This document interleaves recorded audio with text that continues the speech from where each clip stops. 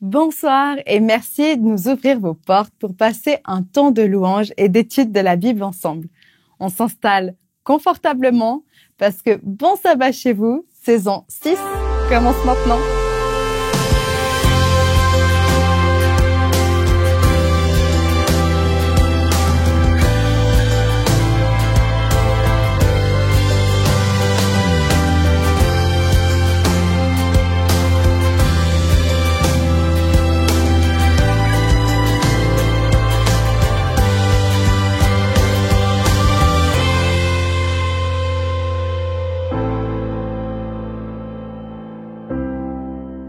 Si vous lisez le psaume 148, vous verrez que tout ce qui existe, tout ce qui a été créé par Dieu, tout loue l'Éternel.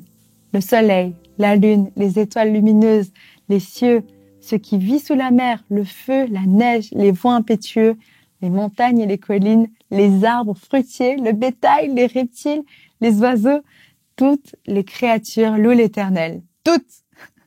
Et il ne manque que nous, alors chantons.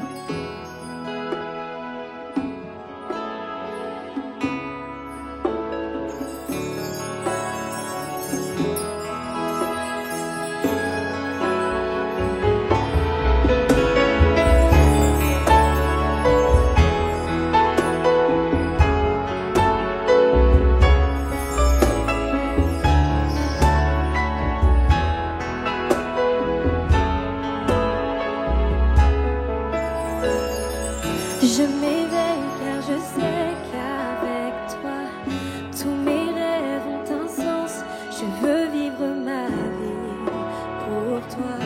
J'ai pris ma décision. Tu me relèves, tu me montres tes merveilles. À jamais j'aime ton amour, car tu m'as libéré. Oh Dieu, aucun moment n'est perdu.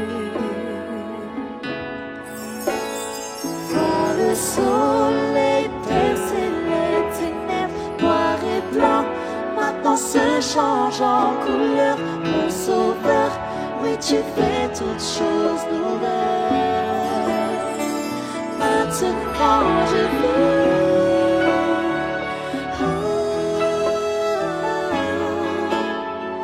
maintenant je vis.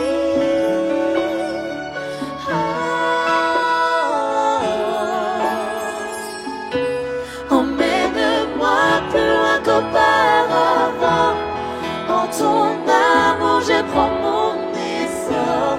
Ta liberté est une porte ouverte. Tu es tout pour moi et plus encore.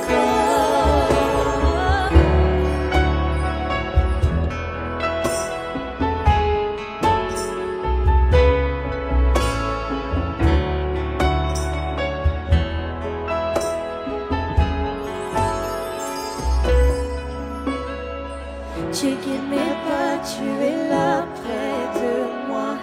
Ton amour m'a guéri, il n'y a rien comme vivre avec toi. Cette vie que tu m'offres, je choisis. Vois le soleil percer les ténèbres, noir et blanc, maintenant se change en couleur. Mon sauveur, oui tu fais toutes choses nouvelles. Maintenant je vis,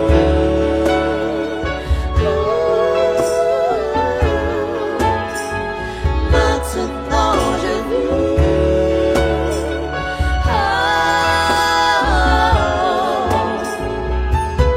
Emmène-moi plus loin qu'auparavant.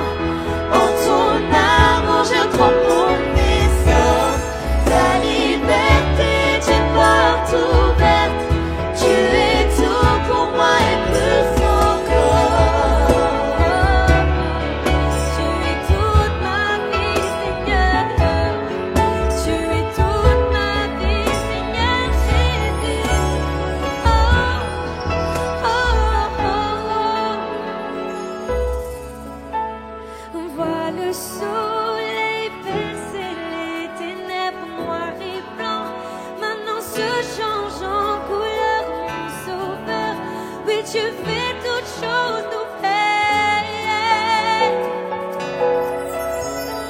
Vois le soleil percer les ténèbres noires et blancs, maintenant se change en couleur, mon sauveur. Oui, tu fais toutes choses nouvelles.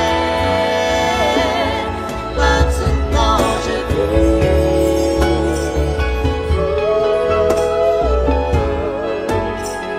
Maintenant je vis.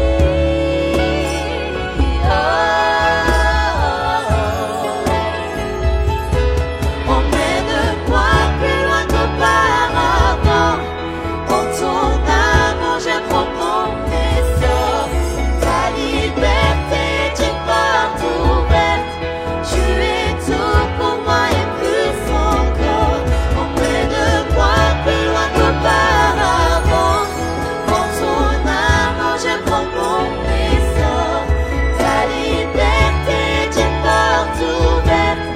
Tu es tout pour moi et plus encore. Emmène-moi plus loin qu'auparavant. En ton amour je prends mon essor. Ta liberté d'une porte ouverte. Tu es tout pour moi et plus encore.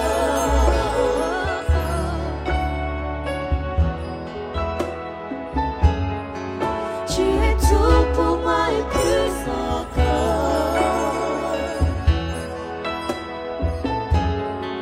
Tu es tout pour moi et plus encore. Tu es tout pour moi et plus encore. Jésus.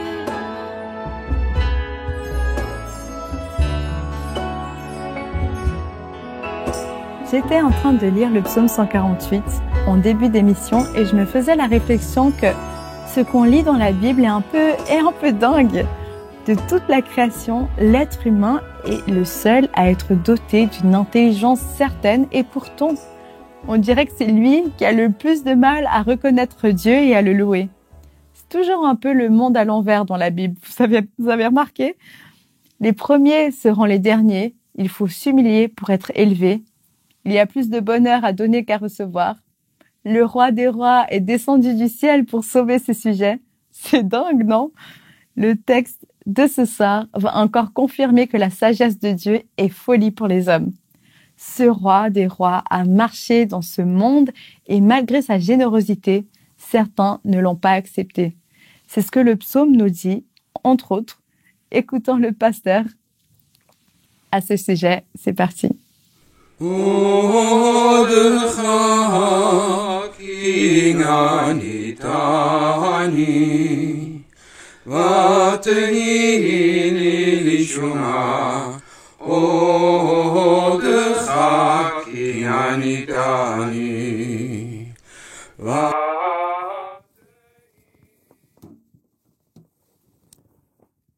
Bonsoir et bon sabbat chez vous.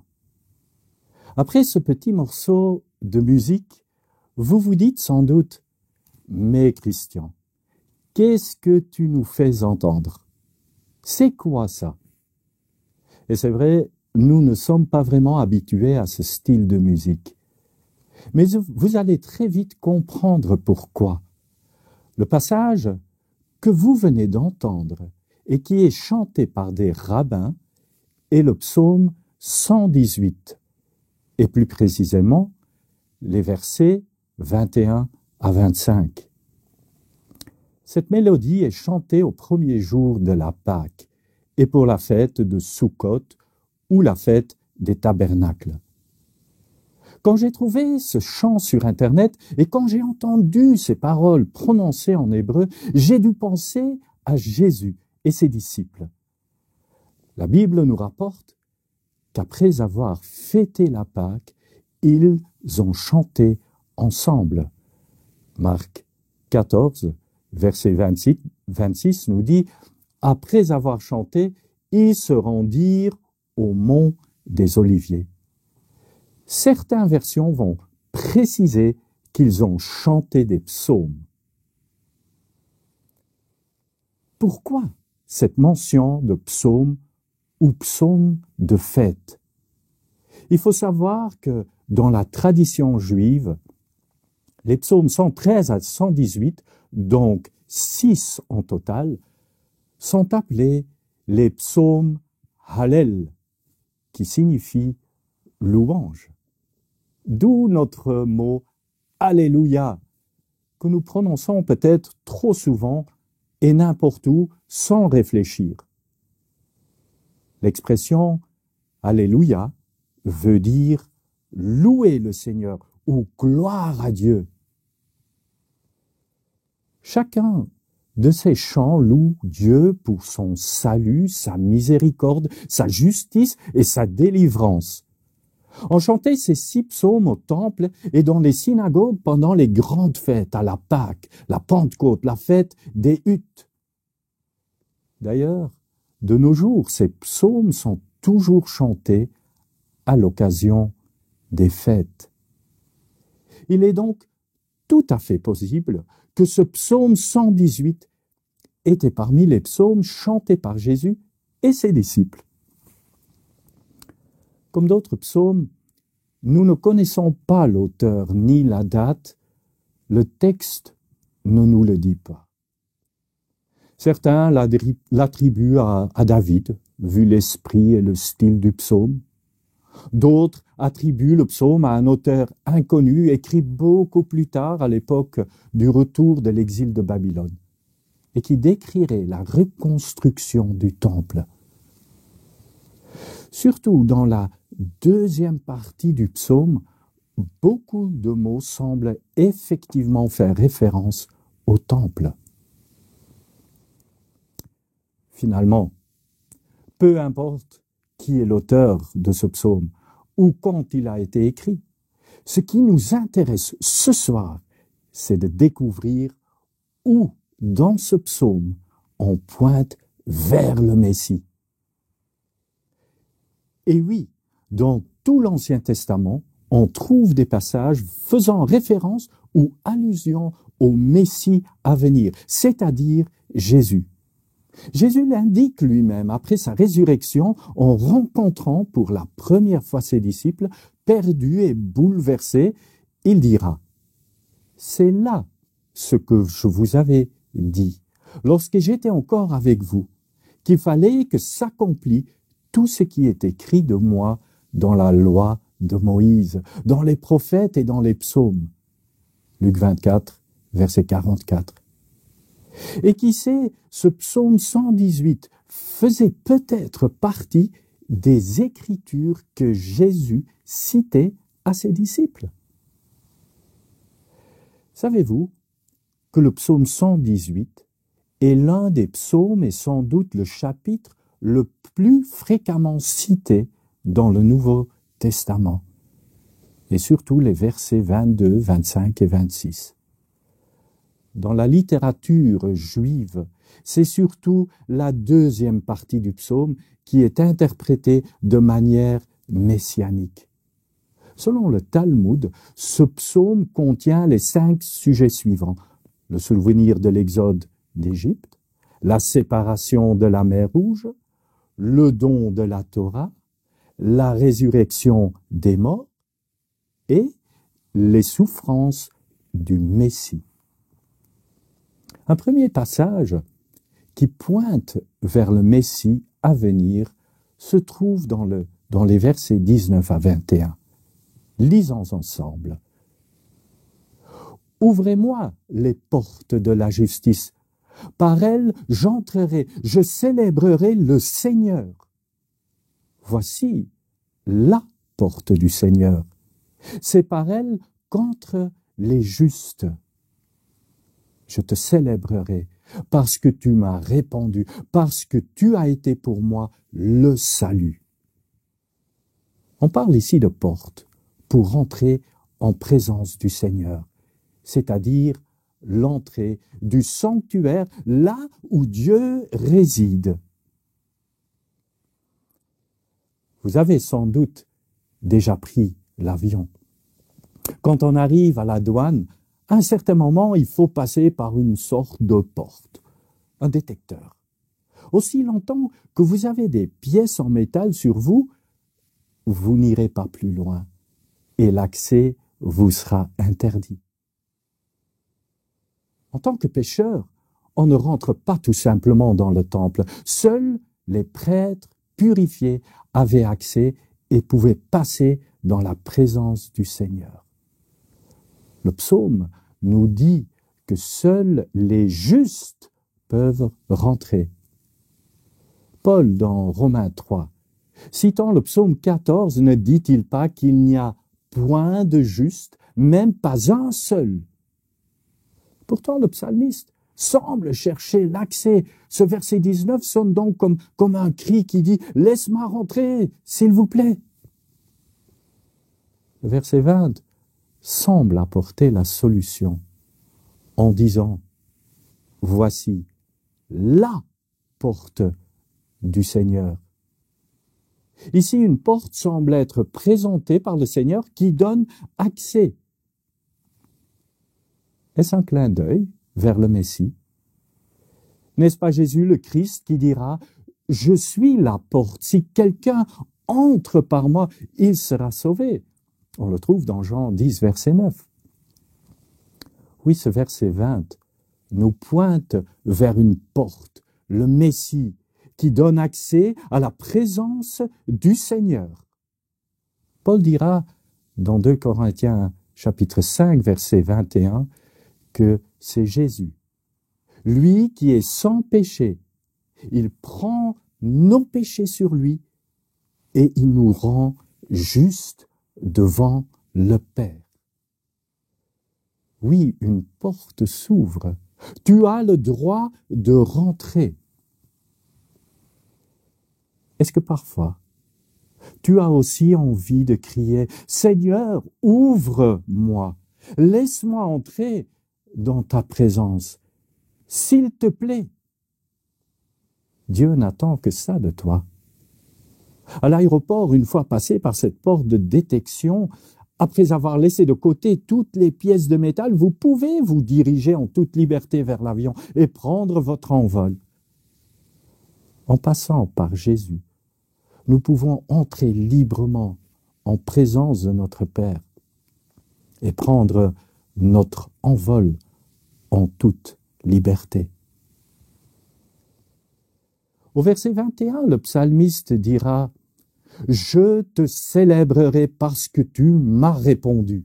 Oui, Dieu a répondu à la demande du verset 19, c'est-à-dire d'ouvrir la porte.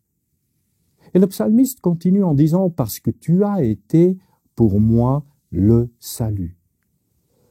Le mot « salut » est le mot « Yeshua » en hébreu. Donc, nous lisons en hébreu, en fait, « Parce que tu as été pour moi Yeshua ». As-tu également envie ce soir de crier « Merci Seigneur, je te loue ».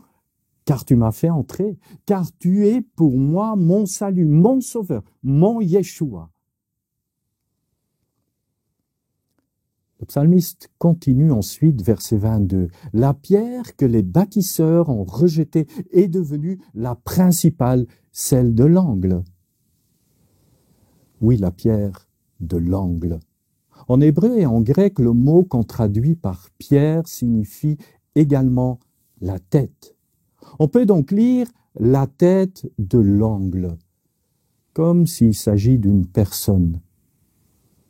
On reste ici dans le bâtiment, le temple.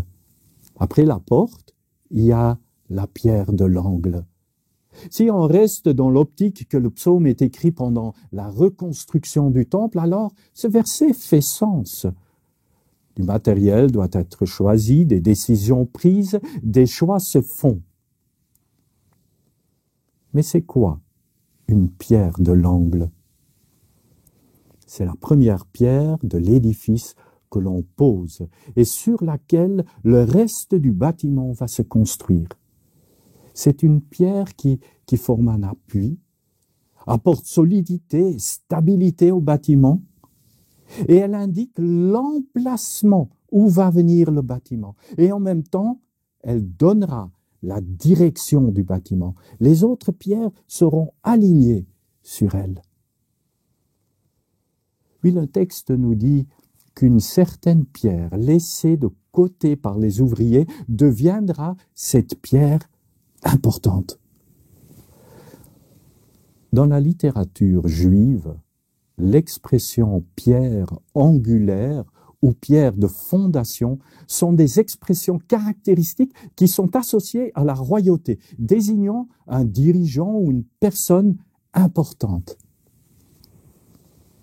Cette pierre est donc une métaphore pour indiquer une personne. D'autres y voient un lien avec le roi David, qui lui, à son tour, est image du futur Messie. Il s'agit donc du David messianique et universel, celui qui doit venir.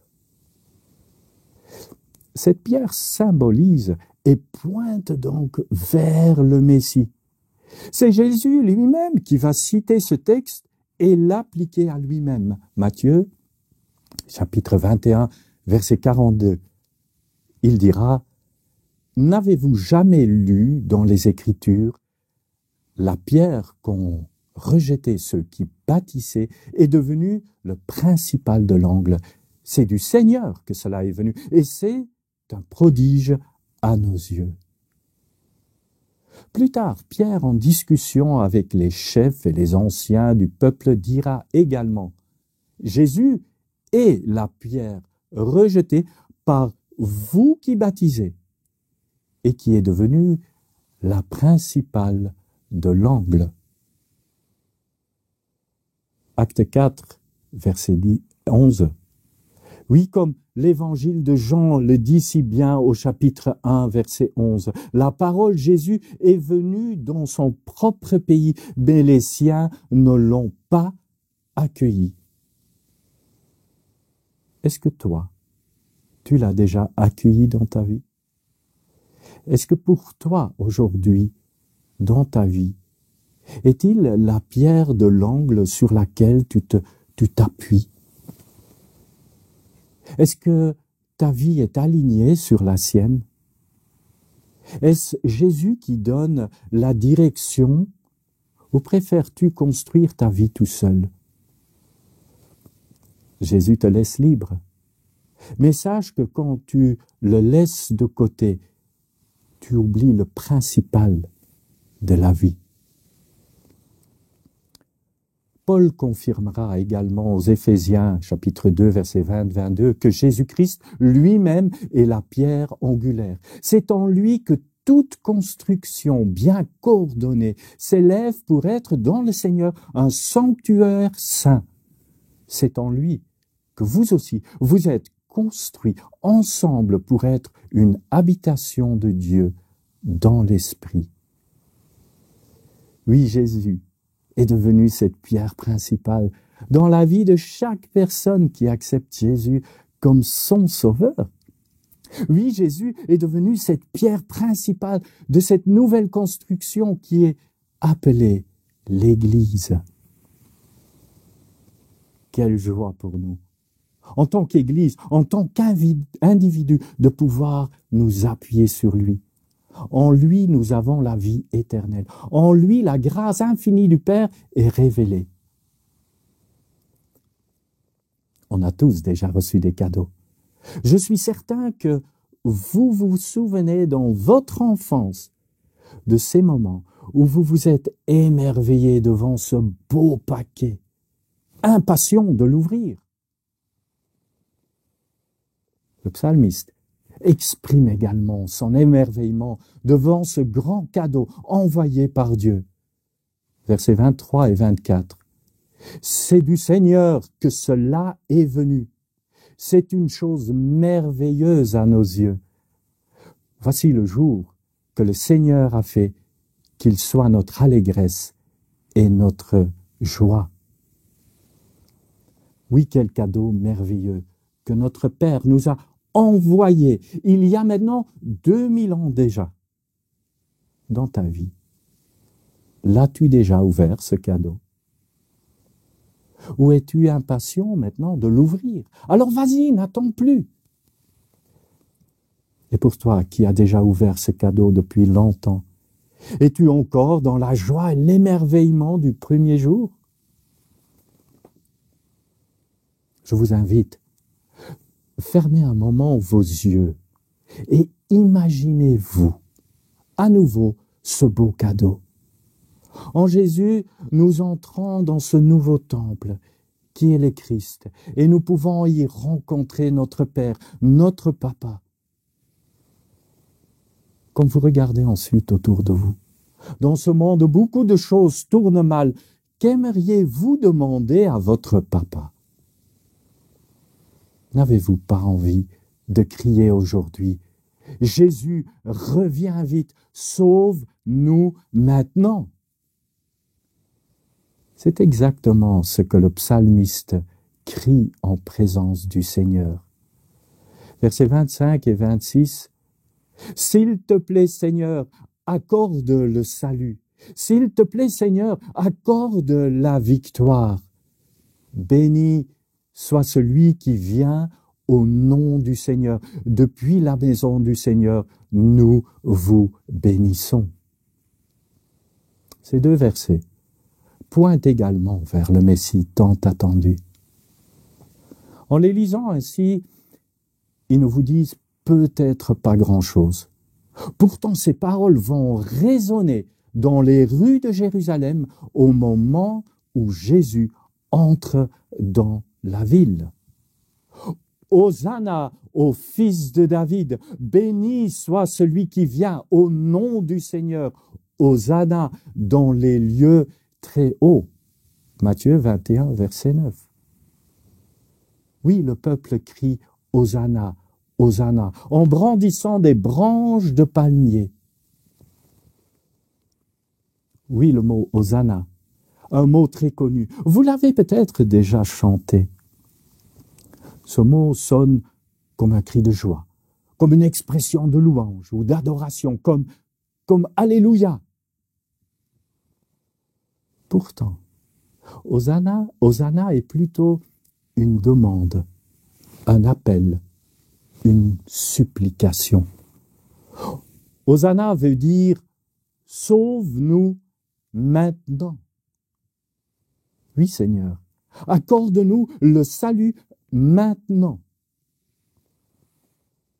Le verset 25 du psaume 118 nous dit « Hoshia na », d'où le mot « Hosanna ». Hoshia signifie « délivre-nous »,« sauve-nous ». Na signifie « maintenant ».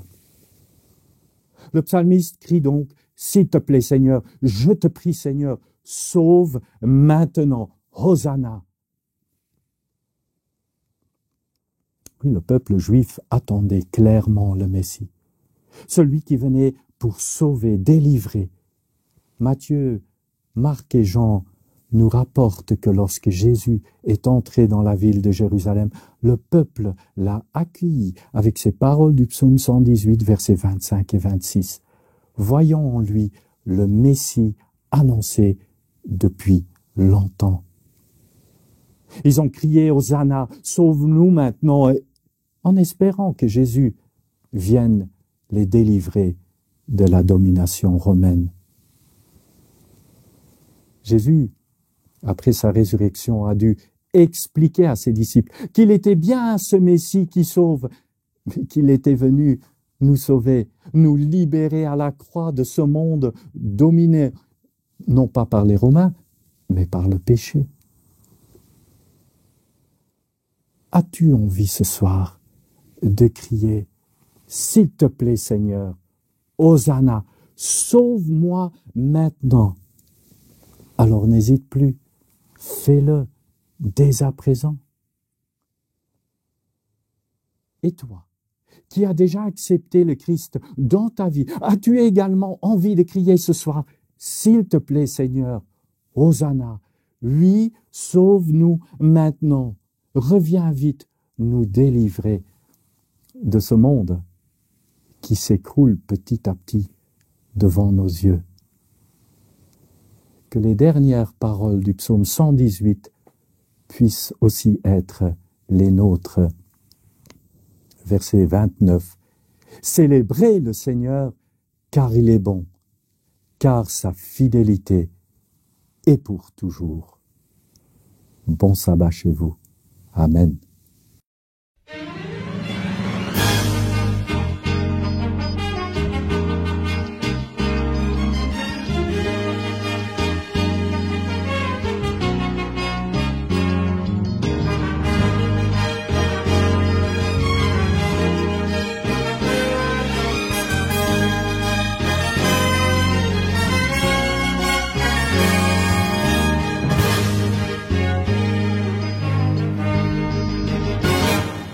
Seigneur, nous marchons dans ta présence, unis dans ton amour immense. Oui, tu es venu vivre parmi nous, donner ta vie jusqu'au bout.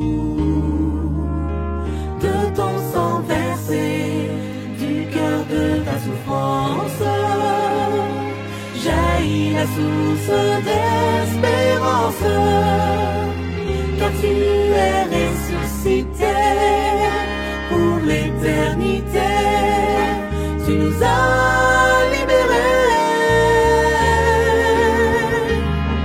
Alléluia, Alléluia, Alléluia au Seigneur.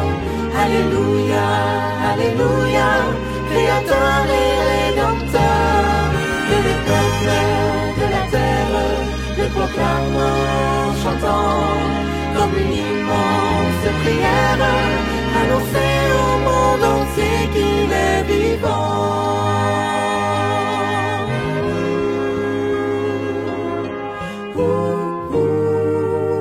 Seigneur, par toi nous sommes purifiés, pardonnés et transformés.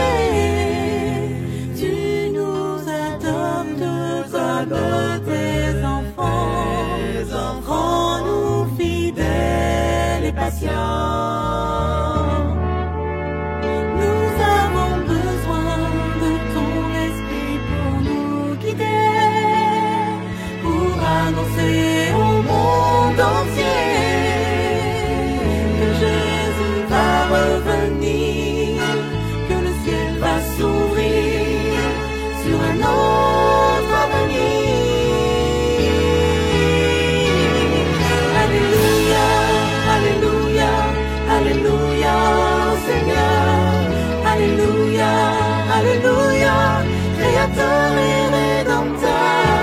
Que les peuples de la terre le proclament en chantant comme une immense prière, annoncer au monde entier qu'il est vivant.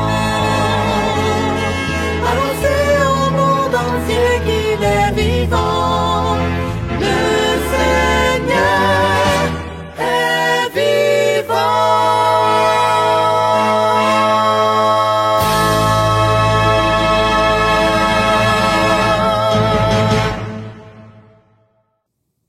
Oui, merci Seigneur pour ce sabbat qui commence. Oui, j'aimerais te louer Seigneur pour ce cadeau que tu nous as donné, ce cadeau que tu nous as offert gratuitement. Oui, Jésus est devenu la porte par où nous pouvons te rencontrer.